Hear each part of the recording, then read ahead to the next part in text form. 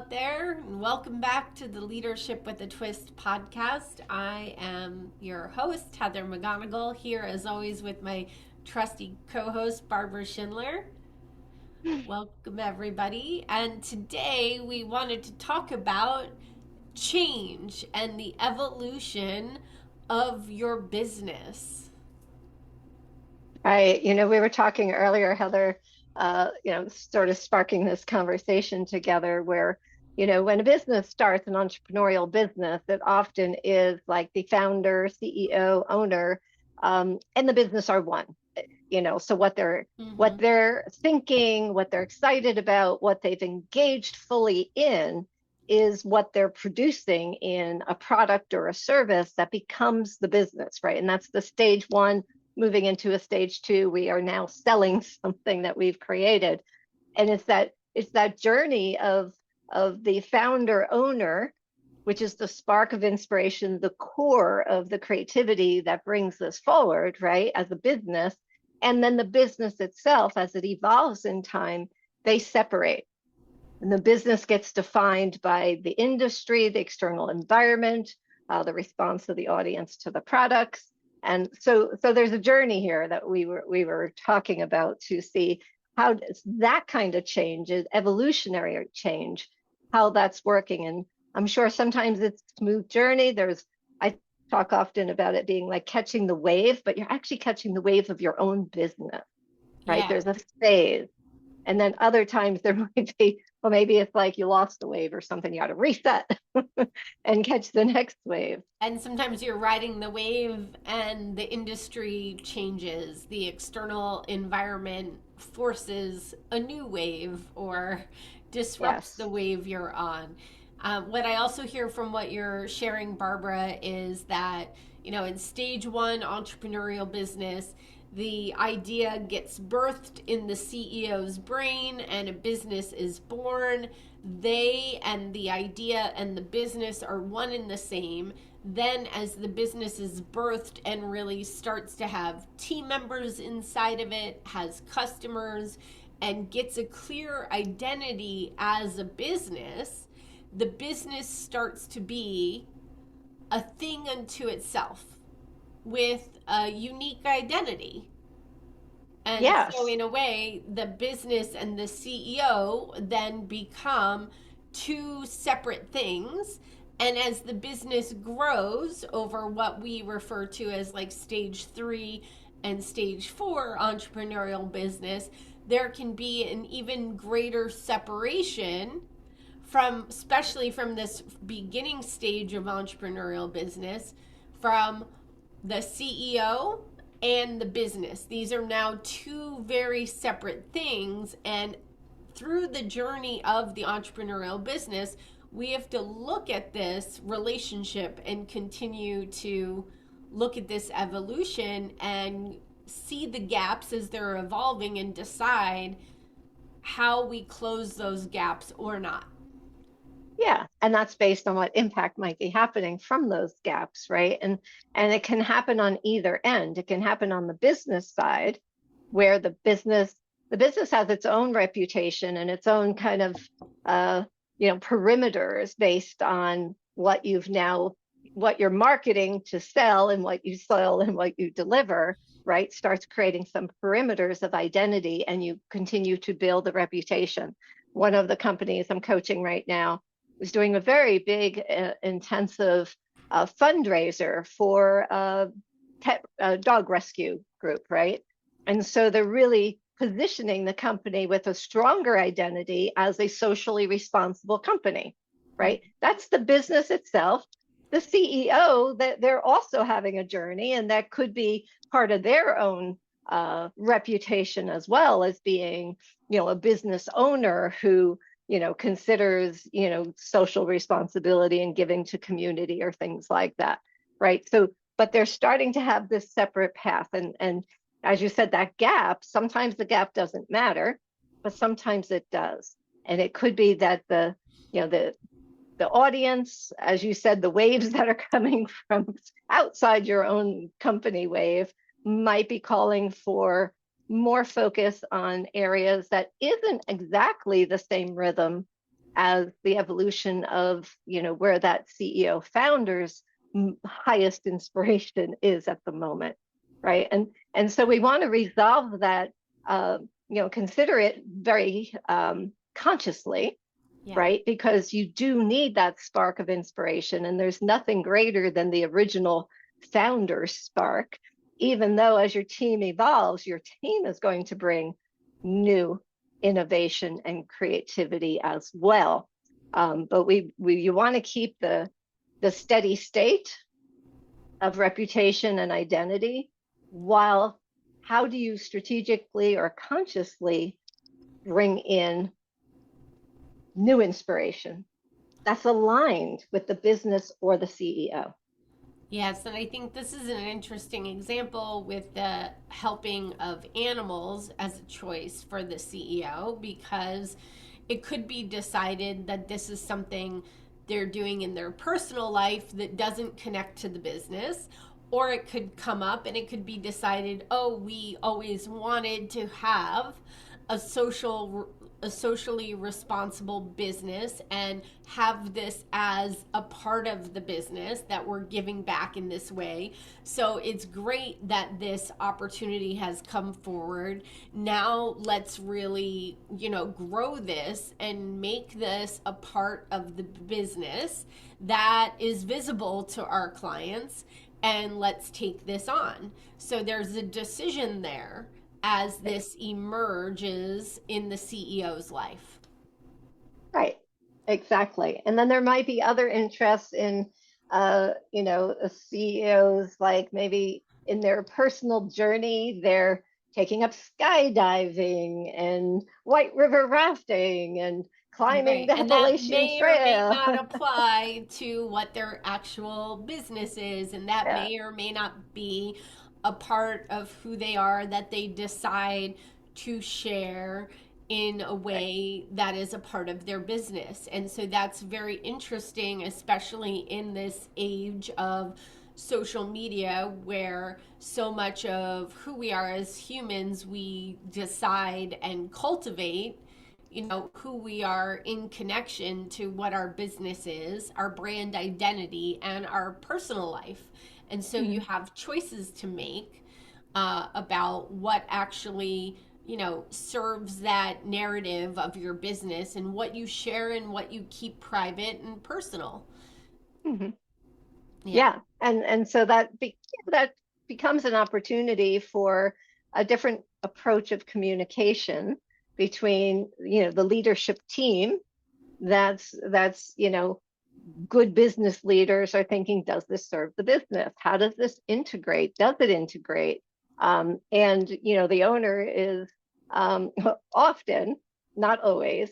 There's certainly enough introverted CEO founders of entrepreneurial companies, but often there, it takes a strong personality to lead yourself into developing a company of your interests, right? So there's a little bit of, let's tell the world, and that discernment is an important piece, and I don't think we've talked enough about that, not just us, but just through business industry, to, really, how do we weigh that? So what gets integrated and what stays as a personal journey, and what becomes, integrated and part of, who I am in my business, or the evolution of the business itself, Well, right? I think I know what we would coach would be to have a conversation about these emerging changes and how they fit in the strategic plan of the business.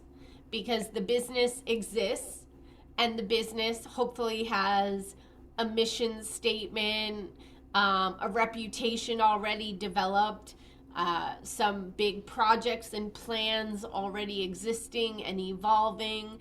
And we want to take the time to come together as an executive team and look at the plan that's already in place and look at the reputation that already exists and look at this new emerging edge alongside of it and say, does this fit together? How does it fit? If we bring this in, does it cost us anything as a business for the plans we already have in place? Mhm.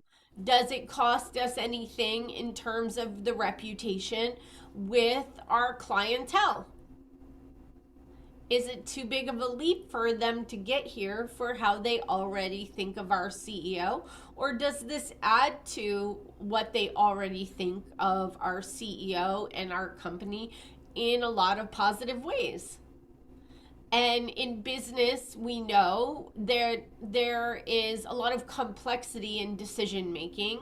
There is the positive and the negative that we always have to weigh, and we want you to weigh it by looking at your strategic plan so that the decisions you're making are anchored in your business.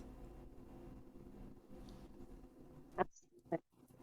Yeah. And so as you're saying, our coaching would be to have these conversations, right? To really look at that discernment, those that quest of questions that you were just sharing was really, fundamental to this process that needs to happen. And if it doesn't happen, we're ending up with, it feels like my team is saying no, that's the extreme, Yeah. where my team is trying really hard to explain and find a way to integrate on the spot when those emotions are part of the conversation. Whether it's the passion of, I'm excited about this, bringing it to the team, or the team feeling a little passion like, oh my gosh, wait a minute, hold on, we didn't expect this. That feels like it's out left field, right? Those are all emotions, not good nor bad. It's just not the best time to have a good kind of conversation that you're describing. Yeah, and I think the reason I want to put emphasis for why we bring forward to pull out the strategic plan, which should be a living, breathing document, not just something you do once or twice a year, something you do look at to inform your decision making, because these are our projects and plans. These are where our resources are engaged. Are we making a choice to take resources from this or this and now put them over here? And so we can have a different kind of conversation together anchored in the business results. But I also wanted to say that we want to have a ton of compassion for everyone involved here. And change is hard. Change can be challenging for human beings. And the other thing is, what I want to normalize here is that if a team is doing their part really well, and the business is evolved enough to have a solid team that has freed up their CEO, the thing is, the CEO may not have in their head all of the things the team is carrying. That's why it's so important to pull out this strategic plan and look at it together and go, okay, wait, where does the new stuff fit?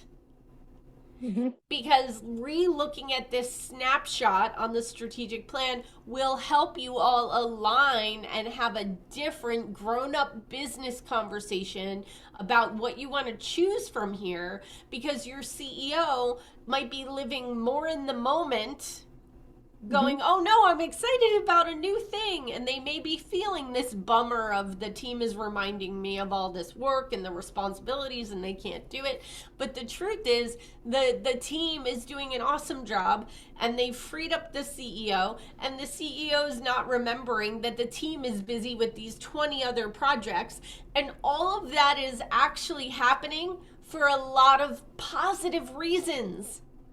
In this scenario that I'm painting, you have a grown up functioning business. You've been freed up by your team, which creates a gap. And that creates what Barbara and I are suggesting the solution is: bring out your strategic plan, now look at it together, and now have a conversation about what's emerging.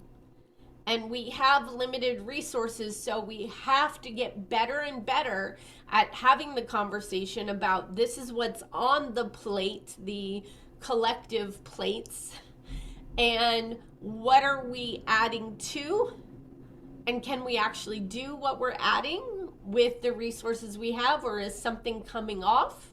What are we really thinking here? And this will help the CEO remember everything their team is already carrying. it'll help the team better articulate what they're trying to express without coming across as a no kind of team that just pushes back, because instead we're having grown up business conversations. Can you see it? What do you think, Barbara? Absolutely. No, I'm totally with you. And I think what's emerging in my awareness through coaching recently is that there's this this little nuance. You like nuances, Heather. There's I a like the little word nuance. nuance because we need to pay attention to Pay nuances attention to more. the nuances. So, absolutely, the conversation needs to get to that layer of what's on our plates, what we've integrated. And I'm thinking that there needs to be a strategic agreement Yes. so that we don't go from, hey, I started windsurfing last week and having this experience of the wind blowing my hair and the freedom of the air. I really want to bring that into my teaching when I'm telling people about how to write their books. Right? We want to capture that freedom, and I'm very inspired about it, and I come to my team and I know there's a spark here in my mind, in my emotionally flavored container. I'm just like, I just need to deliver this whole thing I'm experiencing.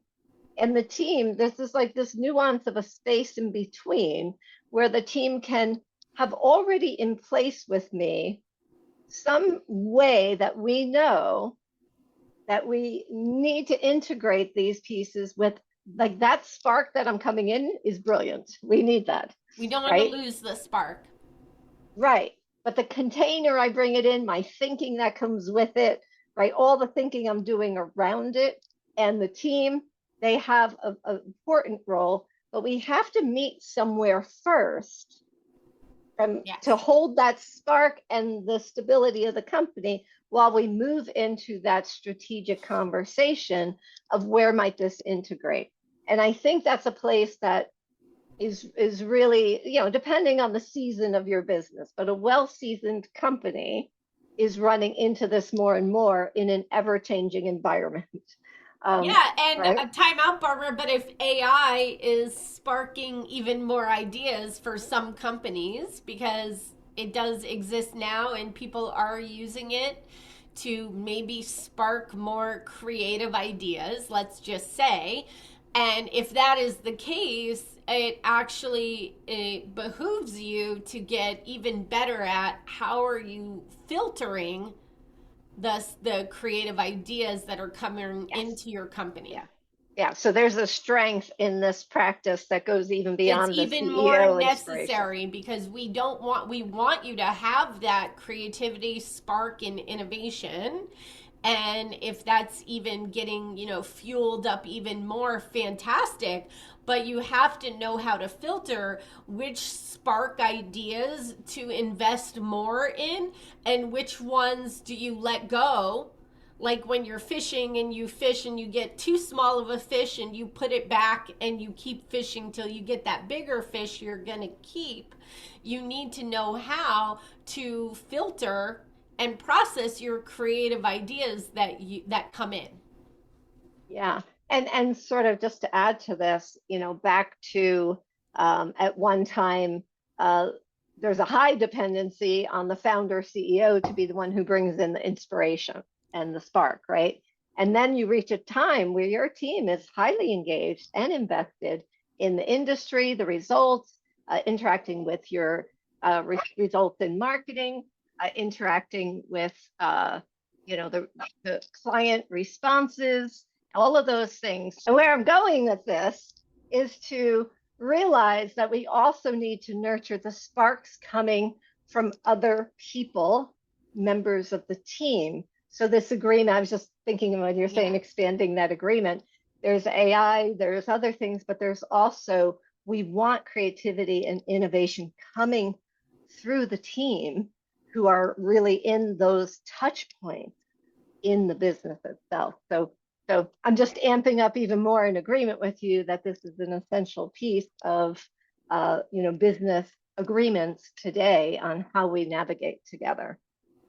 Yes, great. And I have a client who's a marketing director who in I'm searching for the word here, implemented uh, a brainstorming meeting with her marketing team once a month where they literally just threw the proverbial spaghetti at the wall to see what would stick. Mhm. And just like we're talking about in this call, they had their own sort of marketing department strategic plan where they would collect these ideas that they would brainstorm and then be filtering which are the better ideas, right? Because as a team, then they would move forward their best ideas to the meetings that had the CEO at them, right? But those would be the ideas that were more fully developed and vetted Right. and progressed to another level, right? Because we have Mhm. a responsibility,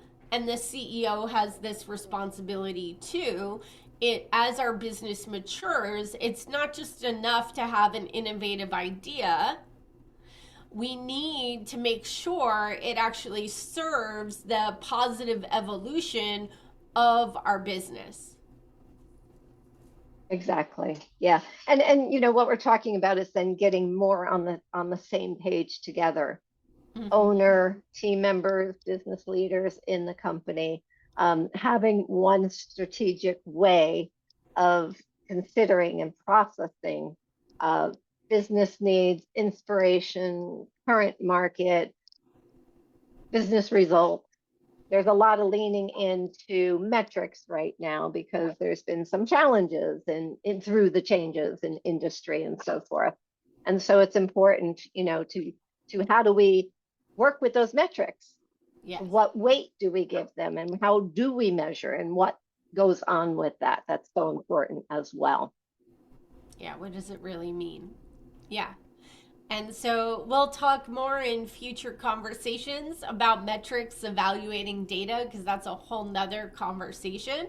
But I think that we might have covered this for today, the evolution of your business and how we deal with those emerging innovative ideas that come from your CEO and come from your team.